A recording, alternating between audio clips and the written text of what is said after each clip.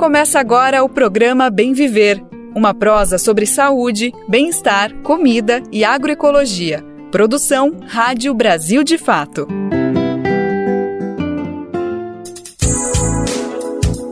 O Bem Viver está no ar e pede licença para começar mais uma prosa com você. Hoje é terça-feira, dia 2 de julho de 2024, data em que se completam 201 anos da conhecida independência do Brasil na Bahia.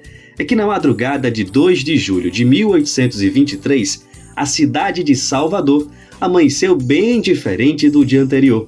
Em uma época em que a independência já tinha sido proclamada, o exército português ainda ocupava a província da Bahia, mas teve que deixar o local em definitivo justamente nessa data. Então, na edição de hoje, a gente te convida a um passeio pela história, através do olhar de um importante cineasta negro.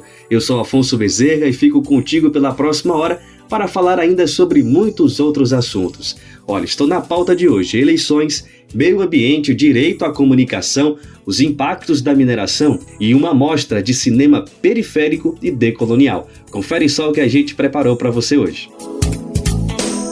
Conversamos com o cineasta Antônio Olavo, diretor do filme 1798, A Revolta dos Búzios. A nossa reportagem conferiu o cenário eleitoral de Belém do Pará, sede da COP30. Jornalistas e ativistas propõem medidas para democratizar a comunicação durante as eleições. Mineração, vamos entender a aprovação de uma licença para a aprovação de local de beneficiamento de urânio no Ceará. Mostra de cinema de Planaltina está com inscrições abertas para filmes com perspectiva decolonial e periférica. Essas e outras você confere logo mais aqui no Bem Viver. Como bem falamos na abertura do programa, a Bahia celebra o dia 2 de julho desde 1823, minha gente. A data marca a expulsão das tropas portuguesas que ainda resistiam à independência declarada no ano anterior. Só que antes dessa data, vale ressaltar outro marco histórico na Bahia e no Brasil. É a chamada Revolta dos Búzios, de 1789.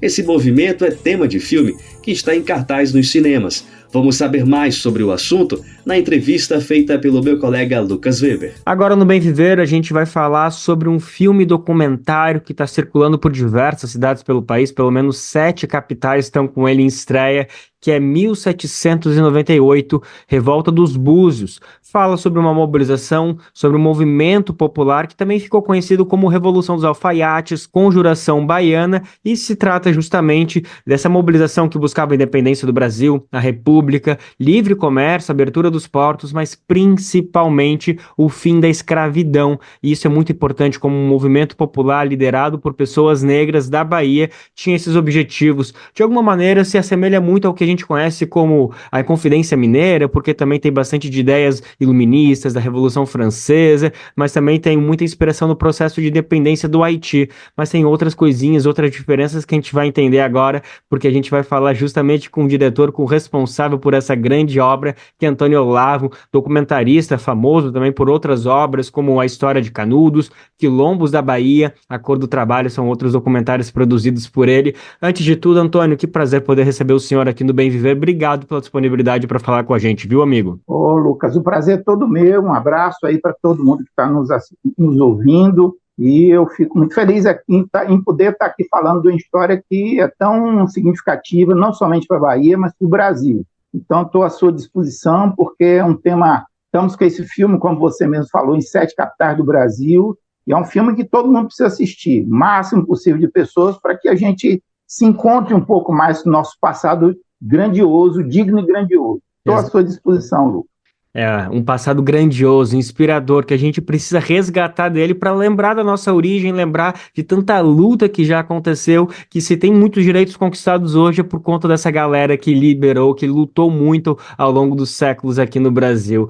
Antônio, para começar a nossa conversa, eu queria falar sobre esse nome, né? Revolta dos Búzios, ao meu ver, eu não sei se é uma interpretação equivocada minha, mas eu imagino que não é exatamente o nome mais popular dessa revolta, né? Pelo menos eu na escola aprendi como Conjuração Baiana. Tem gente que conhece também como Revolução dos Alfaiates, mas acha que é uma mensagem política, vocês terem colocado como Revolta dos Búzios, né? Eu queria te ouvir um pouquinho dessa decisão, o que significa esse título e por que essa decisão de trazer Revolta dos Búzios e não Conjuração Baiana, por exemplo. Esse movimento que ocorreu em 1798, no final do século XVIII, ele tem uma importância muito grande porque ele defendeu as bandeiras da independência, que só viria em 1822, 1823 na Bahia. Ele defendeu também uma república democrática, república essa que só foi proclamada de forma nada democrática em 1889 pelo Marechal Deodoro, e um diferencial em todos os movimentos anteriores e posteriores. Os conspiradores de Búzios aqui na Bahia defenderam o fim da escravidão. Isso demarca um campo claramente em relação aos outros movimentos, inclusive a Inconfidência Mineira. Ocorre que uma das particularidades desse movimento é que, primeiro, ele não tem um elemento iconográfico, ele só tinha uma peça, um documento, que são os Autos da Devassa, que foi um documento produzido pela polícia numa investigação que durou 15 meses. Então, esses Autos da Devassa dificultaram muito o conhecimento do movimento. E ele teve várias denominações ao longo da história, desde sedição de 1798, Movimento Democrático Baiano, Conjuração Baiana, Revolução dos Alfaiates, são os dois nomes mais conhecidos, mas teve alguns nomes mais populares, por exemplo. Aqui na Bahia circulou muito uma denominação de Revolta das Argolinhas, porque alguns dos conspiradores usavam brinquinho na orelha.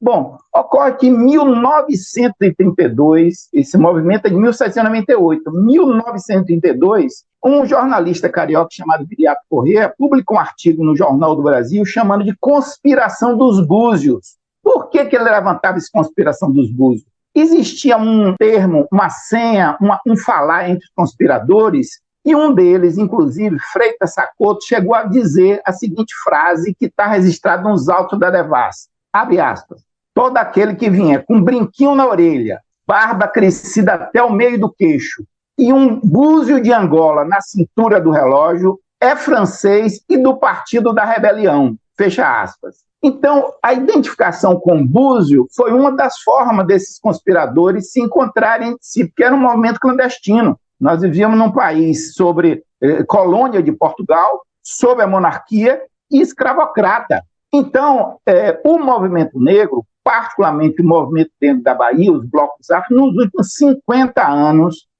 50 anos, levantaram essa denominação de Revolta dos Búzios. Nas escolas, hoje, é mais comum o uso de Conjuração Baiana. O povo mais antigo, eu, por exemplo, sou da turma mais antiga, eu tenho 68 anos, na minha infância eu ouvia falar de Revolução dos Alfaiates, vagamente, muito vagamente. Então o movimento negro abraçou a Revolta dos Búzios e eu quis somar com o movimento negro. Por isso que eu adotei esse nome de Revolta dos Búzios, que é muito forte, muito expressivo, mesmo que o movimento foi uma conspiração. Ele não chegou a se transformar numa revolta porque ele foi delatado e ele foi reprimido antes da deflagração. Então, o nome vem por conta disso. Eu somo com o movimento negro, mas eu considero a denominação secundária. Importante é as bandeiras, importante é o espírito de rebeldia, importante era a importância desses homens. Foi um movimento que envolveu dezenas de homens e algumas mulheres aqui na Bahia no final do século XVIII. Então, o movimento tem importância enorme, não somente pela extensão, pela amplitude e radicalidade das bandeiras, como também pela sua composição social. Era um movimento que foi conduzido por homens negros, embora teve a participação de homens brancos também, um deles muito famoso, o Cipriano Barata, mas é um movimento que os homens negros estavam à frente. E era um movimento que tinha essa base social de pessoas, ferreiros, ourives, sapateiros, alfaiates. Nem todos eram alfaiates, a denominação de Revolução dos Alfaiates, mas nem todos eram alfaiates, mas um contingente, aproximadamente entre 10% a 15%, eram alfaiates. Então, assim, esse movimento independe do nome, mas o importante é a gente assimilar o conteúdo e reverenciar essa memória do que significou no passado e no presente para a gente. Sem dúvida alguma. Às vezes o nome pode parecer um detalhe, né, como bem o senhor estava falando, mas às vezes a gente consegue resgatar muito da história justamente por essa disputa entre Conjuração, entre, enfim, Búzios, enfim, às vezes a gente acaba descobrindo muito só nessa disputa de qual que é o nome afinal que denomina esse movimento.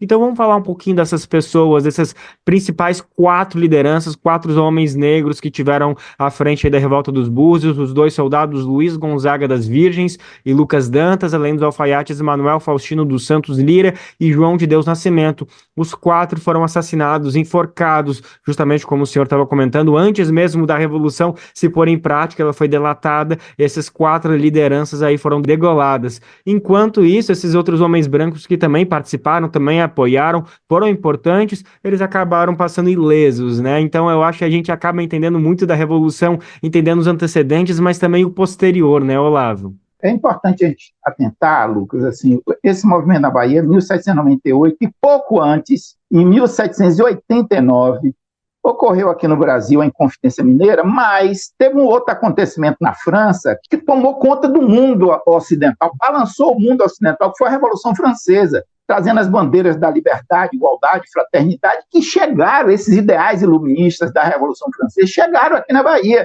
Esses homens, inclusive, os homens negros, inclusive baianos, beberam nessa fonte do iluminismo francês. Então, eles tiveram essa influência muito forte. E, então, esses homens, a historiografia tradicional fala apenas desses 4 mártires que foram, como você falou, enforcados, esquartejados no dia 8 de novembro de 1799.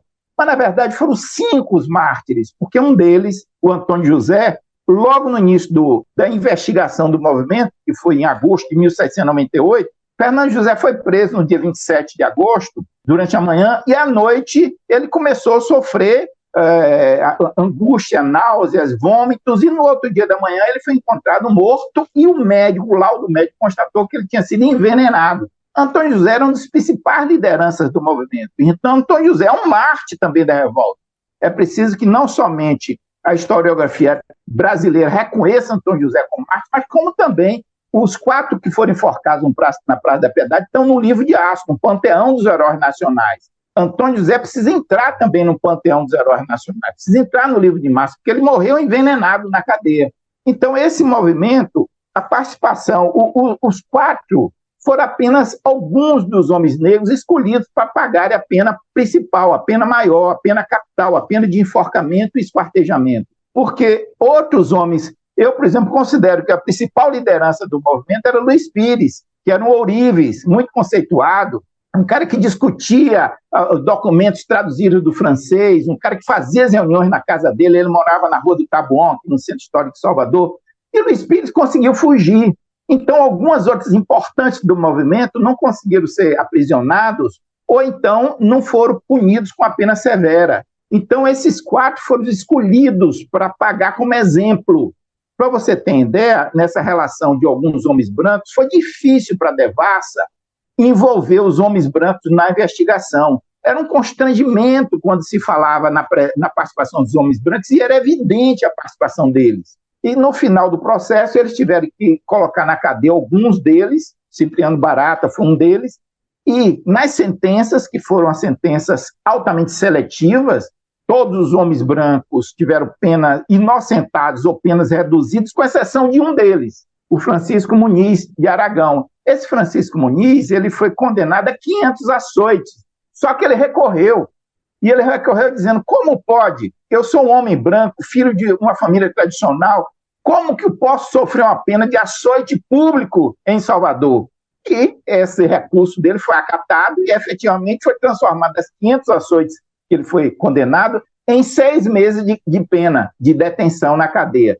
Então, assim, os homens brancos passaram o pano em cima deles. Agora, os homens negros, degredo, prisão perpétua, açoites públicos, e finalmente esses 4 que foram enforcados. O mais velho, Luiz Gonzaga, com 36 anos.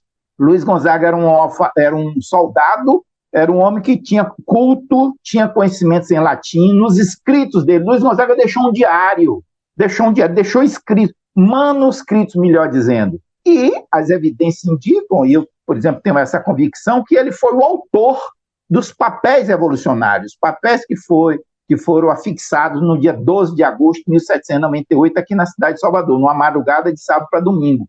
Então, Luiz Gonzaga era um homem muito culto, muito solitário, muito sozinho, muito revoltado com as injustiças que a polícia praticava contra ele, no sentido de não fazer a promoção de homens negros. Então, Luiz Gonzaga era o mais velho. O segundo mais velho foi o João de Deus.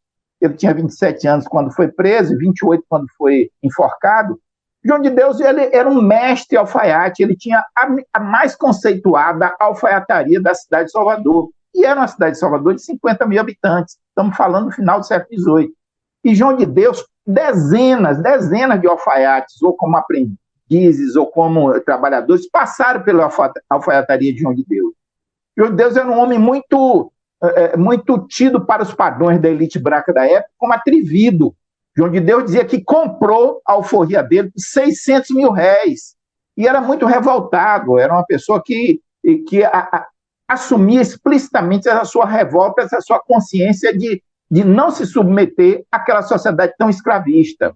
Então, João de Deus tinha 5 filhos, o mais velho deles tinha 8 anos de idade. Agora, imaginemos todos nós, o João de Deus, que foi enforcado, esquartejado, e parte do seu corpo foi pendurado no poste de frente à sua casa, na rua direita do palácio. O fundo da casa dele era a alfaiataria. Então, parte do corpo dele foi pendurado no poste de frente à casa dele. Imagine como foi para os filhos dele, os 5 filhos que ele tinha, todos menores de idade, sem poder sair na rua, porque a parte do corpo do pai estava pendurado no poste de frente à casa. É uma coisa muito cruel essa sentença. Bom, o terceiro mais velho, tinha 24 anos, eram jovens, muito jovens ainda. Era o Lucas Dantas, que era um soldado. E o quarto era o Manuel Faustino, 22 anos, uma criança ainda, era o aprendiz de alfaiate. Manuel Faustino era uma pessoa muito inteligente, queria aprender francês, tinha bons contatos na cidade. Então, esses homens pecaram, cometeram o crime de sonhar com a independência, uma república e o fim da escravidão. Quer dizer, isso é muito cruel. Então, a história brasileira tem um débito para com a memória desses homens. O 21 de abril não é feriado por causa de Tiradentes, a Inconfidência Mineira, Minas vive em torno da Inconfidência, Ouro Preto vive em torno da Inconfidência. A história brasileira tem um débito com esses homens. Sabe por quê? A revolta dos Búzios, eu afirmo com muita tranquilidade, muita convicção, e afirmo isso publicamente. Sou capaz de discutir, de debater com quem tem uma opinião diferente da minha. A revolta dos Búzios é o movimento mais importante que a Inconfidência Mineira. A Inconfidência Mineira, assim como a Insurreição Pernambucana, assim como a Confederação do Equador, assim como a Inconfidência Carioca, defendeu a República e a independência, mas não tocou no fim da escravidão.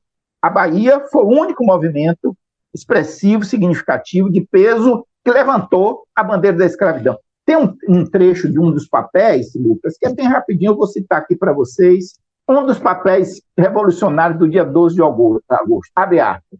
Homens, o tempo é chegado para a vossa ressurreição. Sim, para ressuscitares do abismo da escravidão, para levantares a sagrada bandeira da liberdade. A liberdade consiste no estado feliz, no estado livre do abatimento. A liberdade é a doçura da vida, o descanso dos homens com igual paralelo de uns para com outros. Finalmente, a liberdade é o repouso e bem-aventurança do mundo. Fecha aspas. Isso está no patamar, está no top dos grandes versos, dos grandes escritos mundiais. Isso é uma coisa linda. Imagine homens negros escravizados escrevendo coisas tão lindas e tão revolucionárias como essa. A liberdade é a doçura da vida. Que coisa encantadora. Então, esses homens sonharam, tiveram esses sonhos maravilhosos. E é por conta desses sonhos, dessa ousadia, dessa luta, que hoje nós estamos vivendo a condição que está. Eu, como cineasta negro, estou usufruindo da luta desses homens. Então, eu não posso esquecer isso jamais. Eu tenho que ter essa referência, esse reconhecimento. Então, eu acho que conhecer essa história para o povo brasileiro é importante demais, porque isso afirma uma identidade, um povo brasileiro que majoritariamente é o povo negro. Isso afirma a identidade, aumenta a estima, afirma uma compreensão de que o passado nosso foi um passado de dignidade, não um passado de escravidão. Então, Lucas, eu acho assim, essa é uma história encantadora. O Brasil está perdendo em não conhecer. Eu, na minha infância, na minha adolescência, não sei, você é de outra geração, as histórias que os meus professores e minhas professoras de história falavam no colégio, quando eu estudava, e no ginásio, no primário, eram sobre as princesas, os príncipes, as princesas, os duques, Dom João, Dom Pedro I, Dom Pedro II. Dom Pedro II, o cara que imperador do Brasil durante 49 anos, a princesa Isabel que libertou os escravos, coisa nenhuma. Então, é uma outra história do Brasil. Eu tenho buscado contribuir para rasgar o véu que cobre essa encantadora e bela história do povo negro na Bahia, no Brasil. E o faz muito bem, Antônio, fundamental esse trabalho, inspirador tudo isso, todas essas palavras, essa citação, é fundamental que as pessoas vão ao cinema, que as pessoas tenham a oportunidade de ver esse documentário, esse filme documentário tão importante, Revolta dos Búzios. Diretor, agora só para encerrar nossa conversa, já está acabando o nosso tempo, mas eu não poderia deixar de trazer esse assunto fundamental, que é o território, o espaço, o ambiente onde acontece, que a gente está falando da Bahia, e é muito importante sinalizar que a Revolta dos Búzios acontece em 1798, e 35 anos, um pouquinho mais, menos de 40 anos depois acontece a Revolta dos Malês, também em Salvador, também na Bahia, um pouquinho depois também a Sabinada, ali em 1837, todos os movimentos que têm protagonistas como pessoas negras, isso é fundamental na história e não poderia ser em outro lugar senão na Bahia. Então só queria te ouvir um pouquinho, você como baiano, falando de qual que é a importância da gente reconhecer que todas essas revoluções, mas especialmente a Revolução dos Búzios, que é o tema do seu documentário que a gente está falando, de qual que é a importância da gente compreender que tudo isso só poderia ter acontecido na Bahia. Olha, Lucas, durante as primeiras décadas do século XIX, os escravocratas do Sul não queriam comprar homens e mulheres negros e negras daqui da Bahia, porque a Bahia tinha fama de Bahia rebelde. Era a Bahia rebelde. E essa rebeldia se dava não somente nas insurreições, Búzios, Malês, Sabinadas, e inúmeras insurreições urbanas, as formações dos quilombos, que na Bahia existem há centenas. Não somente isso, mas também nas transgressões, com a capoeira, com o samba, com o candomblé. Então eles tinham medo dessa Bahia rebelde. Agora, observemos que, voltando à Revolta dos Búzios, 1798 foi uma conspiração, ela não pôde se materializar. Agora, como você falou, 37 anos depois, 1835, foi uma rebelião, aí sim foi a Revolta dos Malês. No dia 25 de novembro de 1835, mais de 700 homens e mulheres foram às ruas da Bahia, às ruas de Salvador, levantar a bandeira de abaixo a supremacia branca, e foram violentamente reprimidos. Somente naquela noite, de 25 de janeiro de 1835, mais de 70 pessoas foram mortas nas ruas de Salvador. E aí, 2 anos depois, nós temos outro acontecimento extraordinário, que a Sabinada tomou o poder na Bahia, em Salvador. Tomou o poder e assumiu o poder durante vários meses. Vários meses, o governo aqui baiano era o governo da Sabinada, liderado por Francisco Sabino, um médico negro. A historiografia tradicional invisibilizou isso, marginalizou, fez que nós baianos, não conhecêssemos isso. Então, eu tenho um sonho de construir no cinema, que o cinema também, majoritariamente branco brasileiro, ignorou esses movimentos. Quantos filmes existem sobre a independência, sobre a Inconfidência Mineira? Dezenas. E só existe esse nosso filme. Infelizmente, é o primeiro filme, ou documentário ou ficção, o primeiro nosso é um documentário, mas mesmo ficção é importantíssimo, sobre a Revolta dos Búzios. Sobre a Revolta dos Malês não existe nenhum. Antônio Pitanga está há mais de 20 anos tentando fazer, provavelmente esse ano ele vai conseguir concluir, é uma coisa importantíssima. Sobre a Sabinada, o povo nem sabe o que é isso. Então, é importante que esse Brasil conheça o Brasil. Não tem aquela música de Aldir Blanc, de Maurício Tapajós, o Brasil, que Elis Regina consagrou, o Brasil não conhece o Brasil. O Brasil precisa conhecer o Brasil, mas o Brasil verdadeiro não é esse Brasil das princesas, dos duques, dos generais, dos marechais, dos desembargadores. Não é. É o Brasil do povo negro majoritário, do povo indígena, do povo branco, pobre, de baixa renda, que constrói hoje esse país, que trabalha e constrói esse país.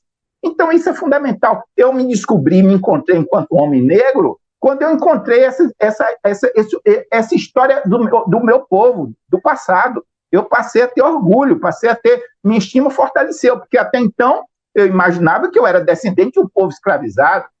Nós não somos escravizados, nós não somos escravos, nós fomos escravizados. Então, que eu lhe digo, Lucas, e também assim, deixando as minhas palavras finais, eu quero fazer uma conclamação, quero pedir uma cumplicidade das lideranças, dos ativistas negros e não negros, dos ativistas antirracistas, das lideranças de esquerda, a esquerda, campo ao qual eu me identifico, precisa assumir essa bandeira também dessa história do passado. Nós não podemos ficar nas lutas contemporâneas, atuais, porque isso, às vezes, não mobiliza tanto. Então, é preciso que a gente volte para recuperar que nós fizemos coisas grandiosas em condições muito mais adversas.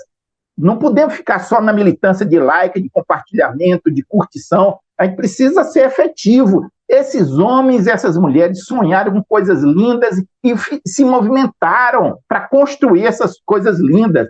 É possível também hoje, mas a esquerda precisa recuperar. Eu fico feliz, o Brasil, de fato, está dando esse espaço para divulgar nosso filme. Mas a gente precisa mais. O filme só fica, todo ele, só fica em cartaz na semana seguinte. Toda quinta-feira os cinemas mudam sua programação. Todo filme só fica em cartaz na semana seguinte, que começa na quinta, se ele tiver público no anterior. Então, por exemplo, eu faço um chamamento. Nós estamos em 7 capitais, como eu falei, Recife, Brasília, Belém, Fortaleza, Maceió, São Luís e Salvador. É preciso que a gente vá assistir esse filme. Se deixar para depois, na próxima semana eu vou, na próxima semana ele pode não estar mais em cartaz.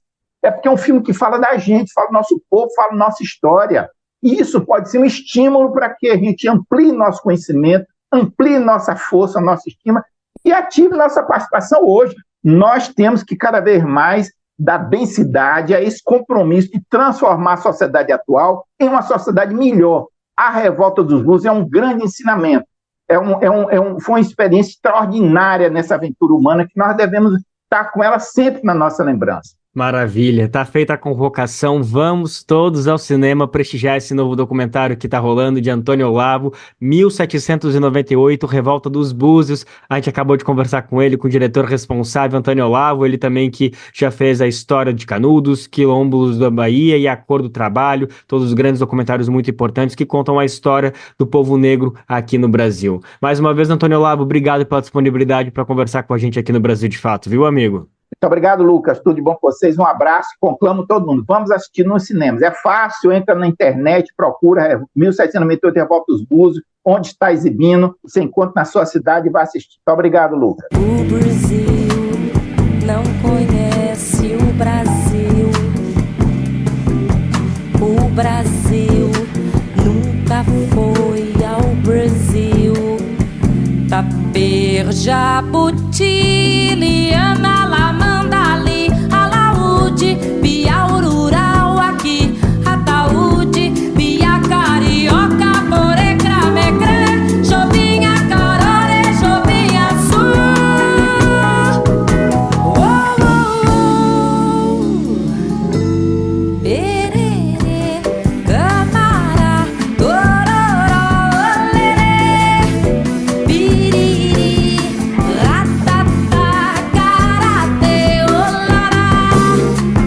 Perere, Camara, Tororó, Lerê, Biriri, Ratata. Citada pelo cineasta Antônio Olavo, a gente ouviu um pouco da música Querelas do Brasil, na voz de Elis Regina. A composição é de Maurício Tapajós e Aldir Blanc. Saudosa canção.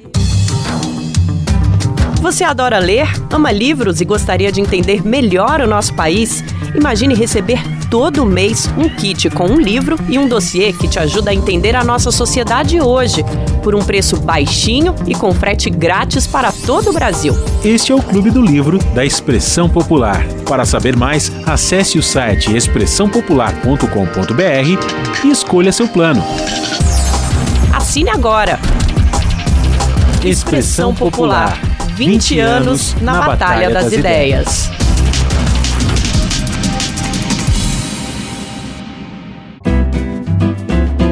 Programa Bem Viver, sua edição diária sobre saúde, bem-estar, comida e agroecologia.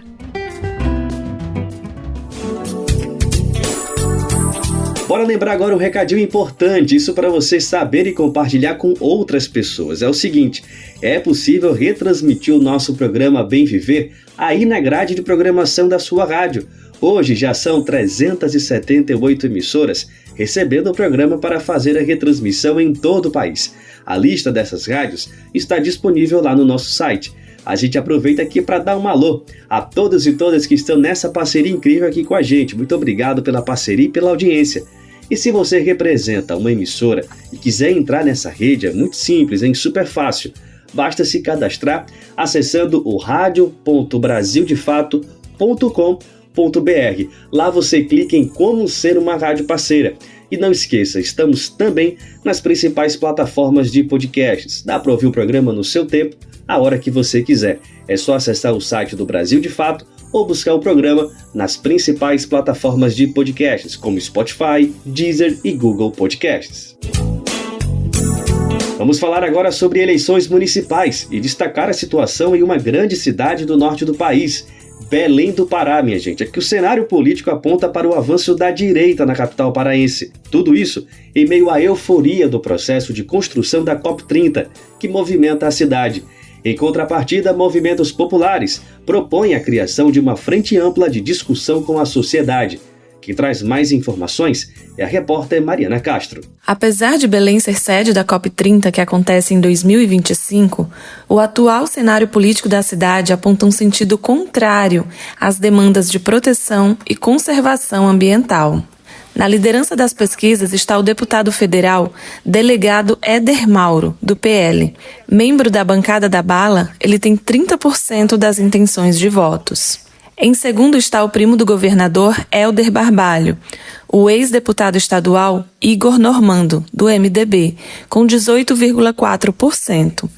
Em terceiro, o atual prefeito de Belém, Edmilson Rodrigues, do PSOL, com 13,4%.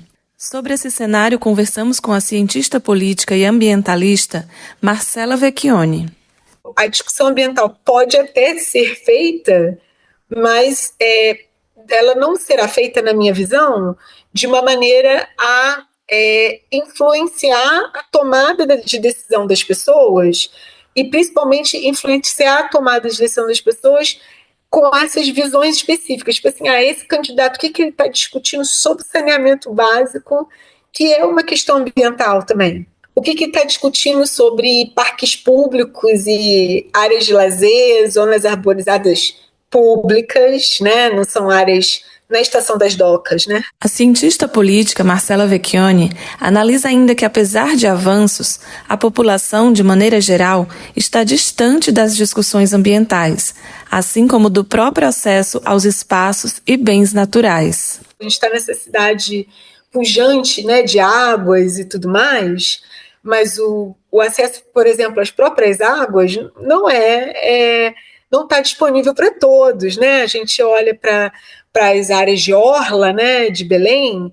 Essa maior parte de orlas da cidade de Belém, ela é portuária privada, ou para indústrias, polo de refinaria, distribuição petróleo e gás, né, com a chegada dos navios de distribuição, especulação imobiliária também, né, muitos terrenos vazios, ou seja, um movimento de privatização. Movimentos populares apontam preocupação com o cenário e propõem a criação de uma frente ampla de discussões com a sociedade. É o que explica Yuri Paulino, da Direção Nacional do Movimento dos Atingidos por Barragens, o MAB, na região amazônica. A proposta que a gente está fazendo é trabalhar com brigadas populares dos movimentos para fazer o debate e a disputa política na sociedade e avançar, né, na perspectiva de defender o projeto da construção de mais um mandato do companheiro Edmilson Rodrigues, que representa essa frente progressista, representa esse nosso campo. Mas nós estamos confiantes, achamos que é possível reconstruir uma frente ampla aí contra o fascismo. O Movimento Sem Terra também compõe a proposta de uma frente ampla em defesa de pautas progressistas. É o que explica Lennon Xavier, da direção do MST no Estado. O MST vem construindo estratégias para fortalecimento de um trabalho que seja cada vez mais enraizado nos bairros enraizado na periferia de Belém, apostando em uma prefeitura que seja participativa, popular. O apoio do governo estadual e do governo federal deve ser um fator decisivo para a definição do segundo turno na capital paraense, o que representa uma vantagem para o candidato à reeleição, Edmilson Rodrigues. Apesar do alto índice de rejeição, ele tem o apoio do presidente Lula e pode conseguir o apoio do governador. É o que complementa a cientista política Marcela Vecchione. É muito mais provável um apoio ao Edmilson do que um apoio ao Éder Mauro. Muito mais provável, sabe, do Helder. No caso do candidato dele não emplacar, sabe? E, enfim, ele é o tipo de pessoa que, se o candidato dele não emplacar, não tem problema nenhum em migrar o apoio, né? Ou fazer um apoio meio duplo. A gente viu isso na própria eleição presidencial, ele com o Lula, ele com a Simone Tebet. Além disso, a realização da COP30 pode ter força nas eleições da capital paraense. É o que complementa a cientista política Marcela Vecchione. A COP acaba entrando como uma variável importante na eleição também, no angariamento de suportes, né, de suportes financeiros, de suporte político, eleitoral mesmo, né? Porque realizar uma COP num governo Éder Mauro seria bem difícil. Então, por isso mesmo, não é do interesse do governo federal e do governo estadual também, para quem a realização da COP30 em Belém é muito importante politicamente, né, para os seus futuros políticos, digamos assim, que isso aconteça, né, que esse camarada seja eleito nesse contexto, né? Não é. E aí eu acho que a máquina vai funcionar para ele não ser eleito. Do Pará para a Rádio Brasil de Fato, Mariana Castro. Bora lembrar aqui que as eleições deste ano serão realizadas para eleger prefeitos, vice-prefeitos e vereadores. Esses pleitos são essenciais para a administração local e serão realizados nos mais de 5.000 municípios do país. O primeiro turno está marcado para o dia 6 de outubro, hein? Anota aí no calendário.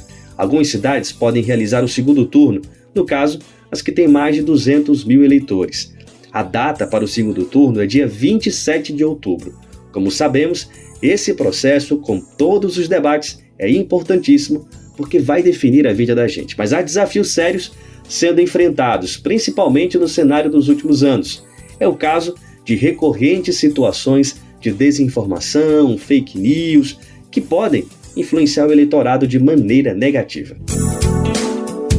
A gente destaca agora que jornalistas e ativistas propõem medidas para democratizar a comunicação durante as eleições. A gente está falando agora há pouco aí sobre o processo de desinformação, de fake news. Pois é, a comunicação é super importante e um documento foi aprovado durante a plenária do Fórum Nacional pela Democratização da Comunicação no último domingo, dia 30. Quem traz os detalhes é o nosso repórter Douglas Matos. Combate à desinformação, proteção de dados e fomento às mídias populares e comunicação comunitária são alguns dos itens de um documento aprovado pelo FNDC, que é o Fórum Nacional pela Democratização da Comunicação, com propostas para as eleições municipais deste ano. O documento Eleições 2024, a comunicação que queremos, foi criado durante uma plenária nacional do movimento e será entregue a todos os candidatos a prefeito e vereador nos 20 estados onde o fórum se organiza. O texto defende que todos os municípios implementem o serviço de acesso à informação, que é previsto na Lei de Acesso à Informação. Outra recomendação é para que as cidades constituam conselhos municipais de comunicação.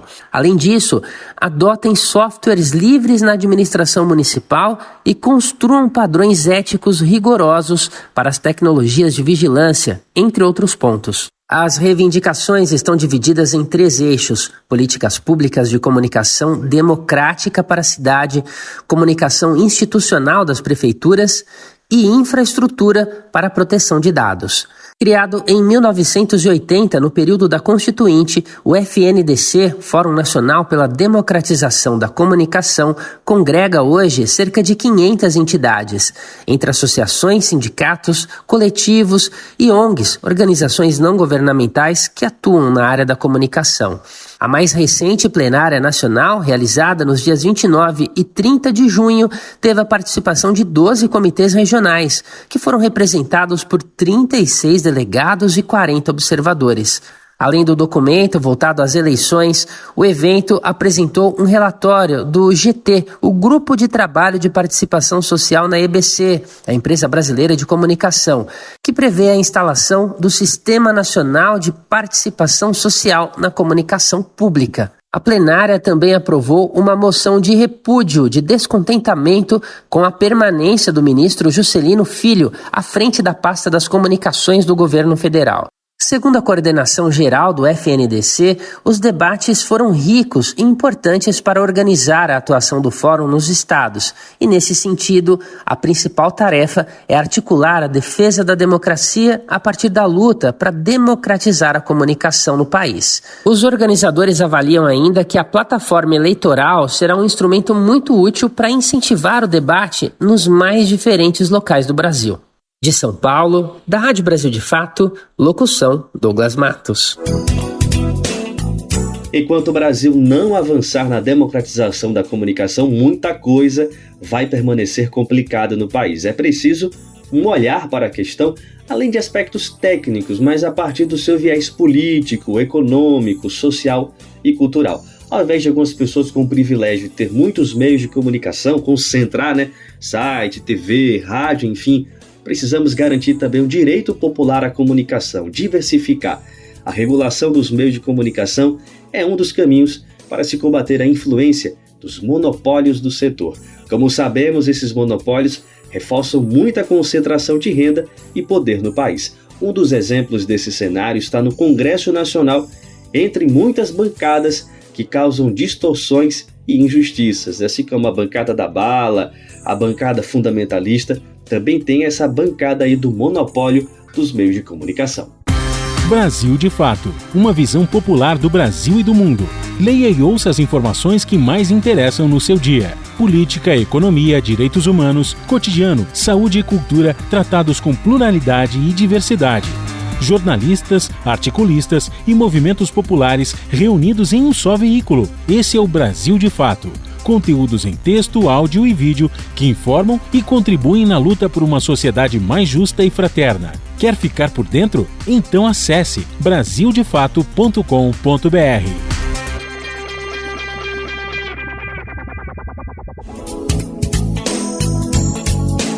Vamos falar agora sobre um caso emblemático sobre os avanços da mineração no país. É que um consórcio de 2 empresas está a poucos passos de abrir a maior mina de urânio e fosfato do Brasil.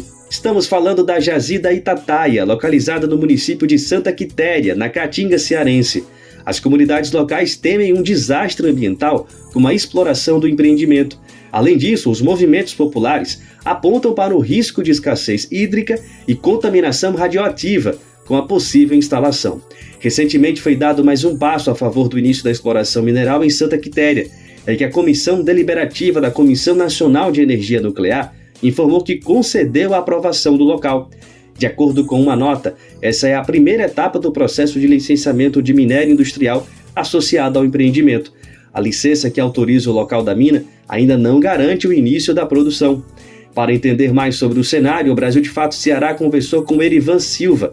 Ele é da Direção Nacional do MAN, o Movimento pela Soberania Popular na Mineração. Erivan participou do programa De Vera, do PDF cearense, e foi entrevistado pelo jornalista Francisco Barbosa.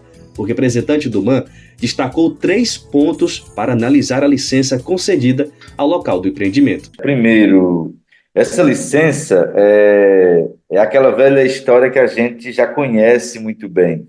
A história da raposa cuidando dos galinheiros, ou do galinheiro, na verdade. Por que eu digo isso? Porque a Comissão Nacional de Energia Nuclear, a CNEM, ou a CINEM, como muita gente chama, dá uma licença para as indústrias nucleares do Brasil, que é a INB, que é quem detém o direito para fazer a pesquisa ou a mineração lá da mina de Itataia. Então, significa dizer que é 2 órgãos estatais, um que dá licença para o outro, assim, de uma forma, no mínimo, meio que esquisita, né?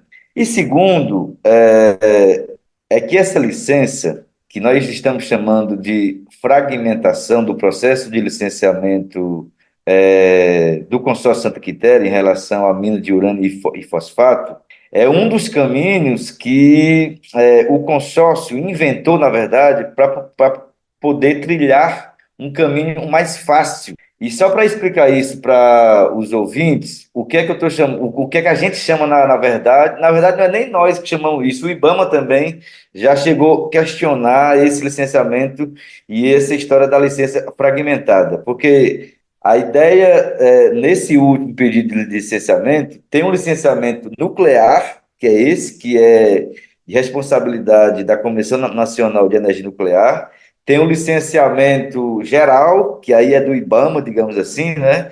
E tem um licenciamento que vai ser com relação à questão hídrica, que seria, ou que será, na verdade, de responsabilidade do Estado. Inclusive, é a CEMAS que está cuidando disso. Então, o que nós estamos chamando de fragmentação, nós também não temos dúvida que é um caminho muito fácil que o consórcio está trilhando para poder obter essas licenças com mais facilidade. Porque na outra licença, em 2019, que o IBAMA arquivou, ele questionou, inclusive, essa questão, né? Um terceiro é que essa licença significa apenas, como você mesmo já enunciou na sua fala, apenas a licença para o local de beneficiamento do urânio, e mais nada. Na entrevista, Erivan disse que muita gente está interpretando a licença de forma equivocada. Ele reforçou que a permissão é apenas para o local do empreendimento e não para a atividade em si. O militante também afirmou a ocorrência de construções narrativas equivocadas de forma intencional. Esses dias teve muita gente ligando para a gente. Eu vi várias conversas em redes sociais ali do município de Santa Quitéria, algumas rádios webs ali, já colocando assim em matérias alguns títulos, né? A mina recebe a primeira licença como se já tivesse um caminho muito simples e fácil, né? Então eu queria deixar certo para quem nos escuta ou vai nos escutar, que é apenas uma licença para o local de beneficiamento do urânio. E essa licença, Francisco, vindo da Comissão Nacional de Energia Nuclear, ela é muito complexa. Nós tivemos 2 audiências públicas já no licenciamento que foi arquivado em 2019 pelo IBAMA e no outro processo que o consórcio solicitou e iniciou em 2020, e teve também audiências em 2022 apresentando a peça do estudo de impacto ambiental, e nesses 2 momentos, as pessoas que vieram, ou que representaram a Comissão Nacional de Energia Nuclear, eles foram, no mínimo, simplistas com relação ao diálogo que a gente quis fazer, na verdade, na audiência, relacionado à questão da radioatividade. Então, eles querem menosprezar, na verdade, a história da radiação, e eles deram exemplos pífios em relação à história de ter radioatividade ou não ter radioatividade, né? E eles disseram, em exemplos, na fala deles, que, por exemplo, o povo come banana, e toda vez que a gente come banana, a gente ingere, de alguma forma, fósforo que tem um determinado teor de radioatividade. Isso é uma coisa para bobo ouvir, digamos assim, e não para nós, sociedade, ouvirmos, né? Porque, na verdade, isso não tem nenhuma correlação com um processo de mineração a céu aberto grande, como vai ser esse projeto de Santa Quitéria, e isso é uma forma, na verdade, de criar uma narrativa para enganar ou para engabelar a sociedade. Por outro lado, Erivan destacou a importância dos movimentos populares participarem de audiências públicas. Ele lembrou que as atividades de energia nuclear deixaram impactos negativos até hoje em Caetité, na Bahia. Erivan também comentou 2 outras questões que entraram em debate através da cobertura midiática. Uma é a ideia de exportação de energia nuclear e outra de que o país se tornaria independente no setor energético. Primeiro, é que a Comissão Nacional de Energia Nuclear diz que o Brasil poderá se tornar exportador de urânio. Isso é uma coisa que eles não tinham dito até então. Isso é bom a gente tomar muito cuidado. E por que a gente precisa tomar cuidado com isso? Primeiro, porque nós já nos demos conta e já sabemos que as duas usinas nucleares, os dois reatores nucleares no Brasil hoje, que é Angra 1 e Angra 2 no Rio de Janeiro, só a mina de Caetité é capaz de fornecer urânio e com sobra para esses dois reatores funcionarem. Isso significa dizer que a mineração de urânio, ou urânio que poderia ou poderá sair de Santa Quitéria, ele de fato poderá ser exportado como a gente já esperávamos, né? E acho que vocês viram a visita do Macron, o francês, né, o presidente francês aqui no Brasil, onde ele dialogou com o governo federal essa possível relação entre o Brasil se tornar fornecedor de urânio, porque, na verdade, a Europa está escassa de energias, né? Depois da guerra da Ucrânia, a Rússia que fechou a torneirinha de gás ali para a Europa, enfim. Então, na verdade, para que esse minério de urânio poderá ser explorado aqui em Santa Quitéria? Simplesmente para ser exportado. E toda aquela ideia de produzir energia, que não sei o quê, que a gente pode ficar sem energia, isso pode ir pelo ralo. E depois, que é um segundo ponto, as matérias também traz algumas falas da Comissão de Energia Nuclear, que esse minério poderá ser estratégico para a independência nacional e ainda relaciona que a gente pode também ser independente de adubos químicos, que no caso é o fosfato, que está na mesma rocha, né, do colofanito, que tem urânio e tem fosfato. Essa afirmação tem uma afirmação muito complexa, porque nós estamos vivendo, todo mundo sabe disso, um problema sério com relação às mudanças climáticas. Nós estamos vivendo grandes catástrofes, né, no Brasil, no mundo. Cada vez mais vai ficando muito próxima uma das outras. Essa complicação que o povo do Sul agora está vivendo. E daí vem gente dizer que a mineração de urânio é uma saída para a história das energias, que a gente pode ficar independente. Por que é que eu estou afirmando isso de forma irônica? Porque, na verdade, a energia nuclear nunca foi limpa. Ela não pode entrar no rol, digamos assim, da matriz energética limpa, porque ela é suja desde o princípio de onde ela é minerada. E a gente tem grandes exemplos com relação a isso, desde Poços de Caldas de Minas Gerais, atualmente na Bahia, e também que poderá ser ruim aqui para o Ceará, em Santa Quitéria. Então, jamais nós poderemos considerar de que essa matriz nuclear é uma matriz limpa. E a outra coisa é com relação a essa história de que vai ser importante para energia, o sistema energético brasileiro. Nós já sabemos também que nós temos outras fontes de energia mais limpas, né?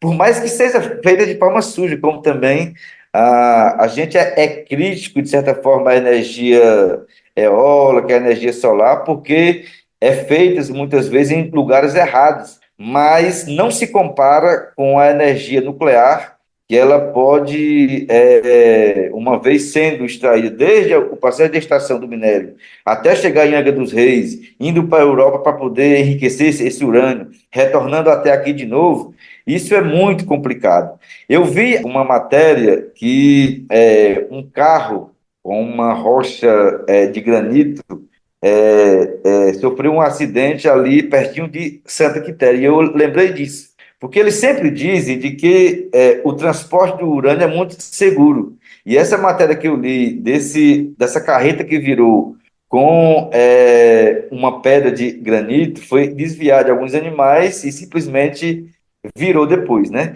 E nós temos sempre dito, é uma coisa que a gente tem ressaltado sempre, de que, por exemplo, uma vez o urânio saindo de Santa Quitéria e indo até o porto, vai passar pela BR-020, E qualquer acidente que acontecer com um tipo de minério radioativo como esse, que é o urânio, isso pode ser uma ruína para aquele local e para municípios vizinhos. Então, assim, são vários pontos que simplesmente a Comissão Nacional de Energia Nuclear vem dizer que licenciou o lugar de beneficiamento, mas eu diria de que tem muito mais aí para a gente poder refletir, não é?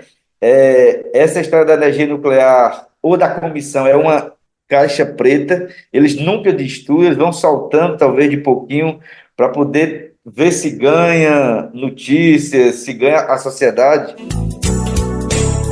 Este foi só um trecho da conversa, mas a gente lembra que você pode ouvir a edição completa. Para isso, basta acessar o site do BDF lá no Ceará. O endereço é brasildefato.ce.com.br. O podcast de Vera também está disponível no Spotify. Se alimentar como um ato político e comida sem veneno? O Armazém do Campo reúne as duas coisas com a agricultura familiar orgânica e agroecológica dos assentamentos da reforma agrária. São várias lojas espalhadas pelo Brasil com produtos do Movimento Sem Terra, MST, além de atividades culturais, cafeteria e almoços coletivos. Encontre o Armazém do Campo mais próximo de você pelas redes sociais e venha. Traga sua família e amigos para conhecer um novo jeito de comer bem.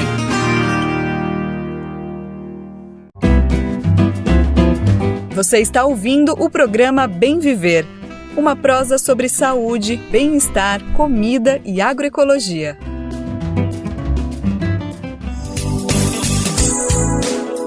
Um recadinho aqui para ninguém esquecer, nós temos um encontro marcado sempre de segunda a sexta, a partir das 11 horas da manhã, pelo rádio e também pelas principais plataformas de podcast, no site do Brasil de Fato, na aba rádio e através de rádios parceiras.